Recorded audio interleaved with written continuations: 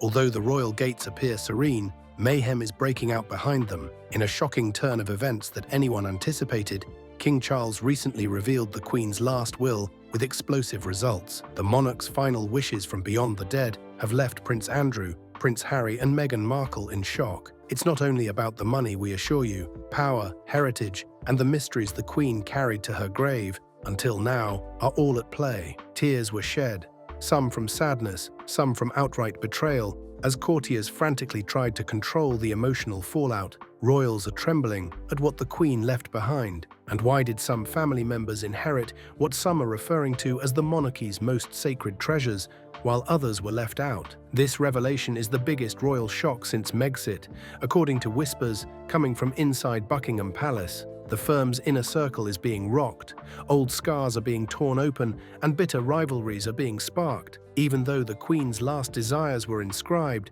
what were the repercussions? Tears, rage, and retaliation are used to right them. Will this be the Queen's final act of power? Stay tuned and watch till the end, because what you're about to hear will change everything you thought. The will that roared louder than a lifetime of silence. Following her passing, Queen Elizabeth II's final will was read, and the royal family got ready for this solemn moment of reckoning. However, this was no ordinary ceremony of inheritance. It was a historic confrontation that would permanently alter royal lines and distinguish devotion from treachery. King Charles sat at the head of a stately room. The weight of a legacy unraveling behind his eyes reflected his solid look. Standing next to him were Prince William, who was silent and apprehensive but prepared, and Princess Anne, who was always the stoic backbone of the monarchy. Notably missing, Meghan Markle, Prince Andrew, and Prince Harry. It was no accident that they were shut out of the room. It was a declaration. Even Her Majesty had always been measured.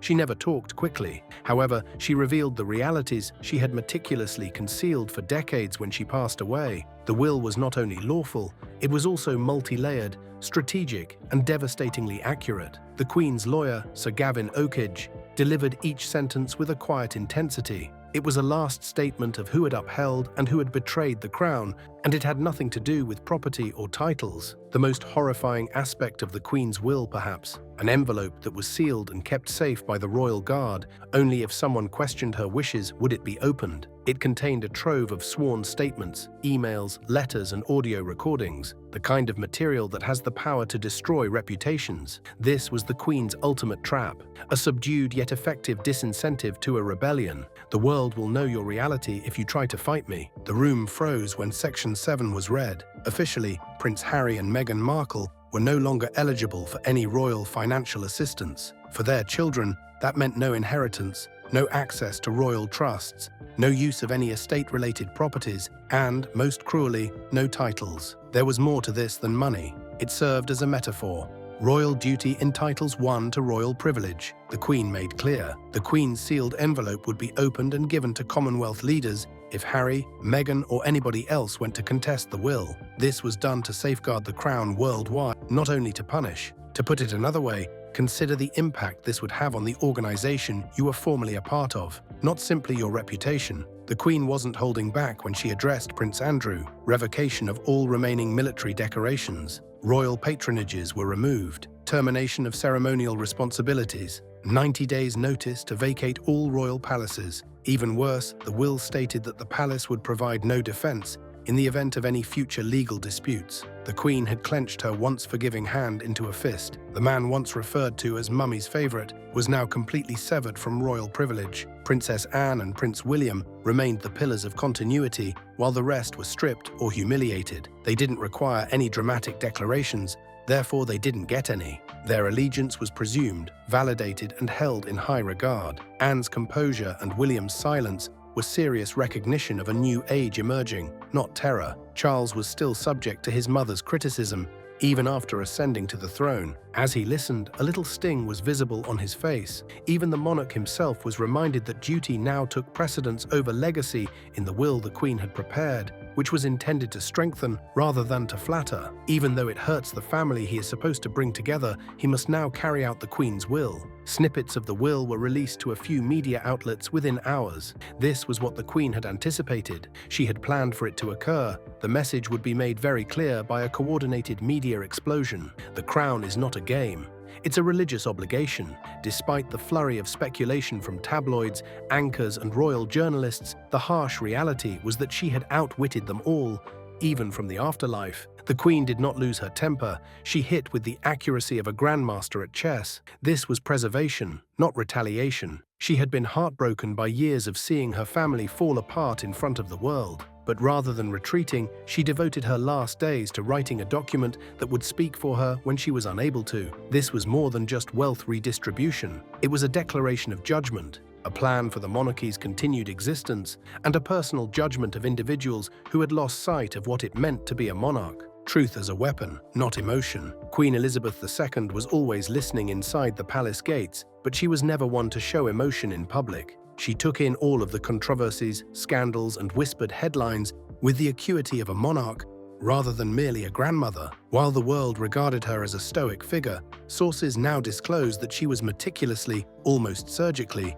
planning something far more permanent than a public statement. As she watched her family become the focus of international controversy, she was constructing an archive, a control legacy. This was not an unplanned choice. Before she died in 2022, Her Majesty had been collecting material for more than 2 years, according to her trusted former private secretary, who retired in 2021. Nothing was too small, including private emails, staff reports, legal memos, and conversations. She made it very clear that everything should be documented. This was not a sentimental response.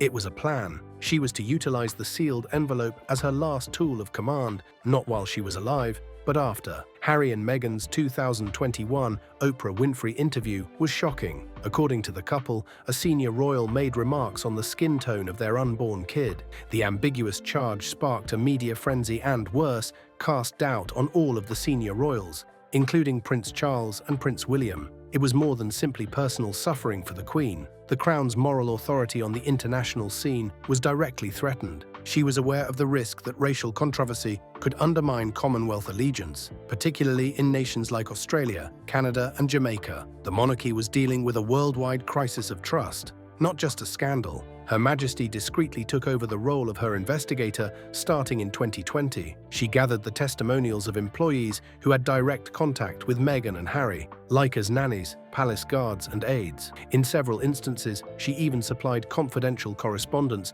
between Meghan and royal officials in addition to handwritten notes. This was about maintaining the historical record, a complete story in case the monarchy's version of events was ever contested. It was not about seeking revenge. Neither politics nor war was Queen Elizabeth's biggest fear. The institution she had dedicated her life to protecting was being destroyed by family strife. Harry and Meghan weren't the only recipients of this sealed envelope. It was intended to serve as a warning to anyone who might compromise the integrity of the crown, including those she loved. She recognized that internal disloyalty posed the biggest threat to the monarchy, ranging from public family feuds that undermined respect to errant royals making rash judgments. The fall of Prince Andrew was disastrous. The king was dragged into tabloid hell by his relationship with Jeffrey Epstein and his terrible 2019 BBC interview. However, Queen Elizabeth distinguished herself as both the ruler and his mother. She obtained risk assessments, reports from foreign counsel, and legal views regarding his ongoing royal role. The Queen made it plain that no royal had the right to step in if legal issues developed after her death. She took away his military credentials and public responsibilities, not as a kind of punishment, but as a way to repair the harm. During her tenure, it was one of the most difficult choices. Her will's Clause 7 was more than simply a formality. The nuclear button was strategically placed. The sealed envelope would be distributed to Commonwealth heads of state if will was contested. This implied that a family quarrel would become a global scandal if Harry, Meghan, or anybody else ventured to question her last desires. It was both smart and vicious. A single action might escalate the internal crisis within the monarchy to a diplomatic level. Their interpretation of the royal fallout has become the foundation of Harry and Meghan's empire. The notion that they had been mistreated and silenced was the foundation of TV agreements, memoirs, and podcasts. However, it could destroy their reputation, particularly in the United States, where they had won the greatest sympathy. If the envelope contained contradicting evidence that they had misled the media, argued with employees, or made false statements, Meghan's memoir was abruptly postponed. Changes were made. Bold stories were eliminated. Their team was apparently in crisis mode behind the scenes. The now monarch King Charles felt both reassured and bound. He was aware of his mother's intentions, a monarchy impervious to controversy or emotion. But even if he wanted to patch things up, he couldn't go back. The envelope might be activated if he did. From the tomb, the Queen had bound his hands. This was a caution to maintain discipline in the face of public outcry, not simply royal business. The Queen used black and white legalese in her coldest move. Royal support for Harry and Meghan was immediately halted by Clause 7.1. No further contributions from the Duchy of Cornwall. No sovereign grant. No room for doubt. It was heartbreaking to Harry, who had formerly been regarded as the Queen's favourite. However, it was deemed vital by people within the institution. Celebrity and the crown are two masters you cannot serve. The most startling realization was probably that Archie and Lilibet would never be called princes or princesses. The Queen decided to draw a permanent line rather than wait and let Charles or William make that decision. Why? Titles, in her opinion, are earned via service rather than right. She believed that Harry and Meghan had made a life change. Their kids were worthy of affection, but not the political influence that comes with royal status. It was the first time in royal history that title inheritance was refused as a result of behavior, and it was a drastic act of modern monarchy discipline. The Queen's last act of power was a whisper cloaked in legal authority rather than a scream. Her records, paperwork, and sealed envelope were all intended to be defended rather than destroyed. Not with retaliation, but with the indisputable truth. Queen Elizabeth left behind unchangeable facts in a time of viral interviews, headlines, and heartfelt memoirs. That was her last directive and her farewell gift. The titles that never came. This was a silent bombshell, not just any paragraph in a formal document. Clause 7.3, which was written with cold, calculating foresight rather than rage, functioned like a royal tripwire. The Queen had plans for all eventualities, including treachery. Damning documents, including private letters, voice notes, texts, and written observations gathered over years, were found in the sealed packet referenced within, describing Harry and Meghan's behavior behind closed doors, something the public was never privy to. These weren't merely inactive journal entries, they served as proof. This was more than a simple will. Any world leader would have been proud of that calculated last move. For decades, Queen Elizabeth II had kept quiet, following the royal maxim, never complain and never explain. However, this was not like the others. This was her last justification, expressed not in words but in deeds. The envelope turned into a mental burden for Harry. He was aware that it existed, but he had no idea what was within. That was sufficient. The Queen had employed it as leverage, not merely for show. The envelope remained sealed if they did not speak. The entire situation would go awry if they retaliated, even with a well-crafted statement. "I am no longer here to defend the crown," she seemed to be saying. "I therefore left something that can." Harry didn't need the money to survive. The thing that broke him, though. Without a doubt, the Queen will state unequivocally that his children would not be entitled to royal titles. Not Prince Archie. Princess Lilibet? No. Not even a position of honor. Not even defense. Now they found themselves in a cruel middle ground. Too well known to be ordinary, too aloof to be kingly. Between her legacy and their future, the Queen had established a sharp, irrevocable boundary. And she hadn't let Charles make that choice. She decided to permanently block their way back in writing. King Charles was aware that an earthquake would result from the will. Months before the burial, he had read it. He had pleaded with the Queen to make some of the lines softer. She declined. He was now caught between being a father and a king. He might reveal his mother's last deed if he speaks. Keep quiet, and the crown appeared icier than before. Thus, he decided on the latter. The silence grew unbearable. The Queen left no room for reconciliation, not a single crack. "Let time heal," she did not say. "This is over now," she declared. "No more cash, no more entry, no more defense." It was the sound of a king or queen slamming the gates shut, not in anger, but with determination. A lifetime of public service came to a conclusion with a document rather than a speech. It would reverberate for generations. Queen's final message echoed like church bells in the winter from California to Kensington. No words were exchanged. Immovable and immortal, it was written. She had undoubtedly adored Harry, but there were limits to love. First came the monarchy. The most influential lady in contemporary royal history ensured that her voice would be heard, not in life, but in legacy. The royal family is in shock over the Queen's last will, which Prince Andrew, Harry, and Meghan did not anticipate. What secret did King Charles reveal? And why now? Tell us in the comments if you believe it to be justice or betrayal. Remember to subscribe for the complete royal twist.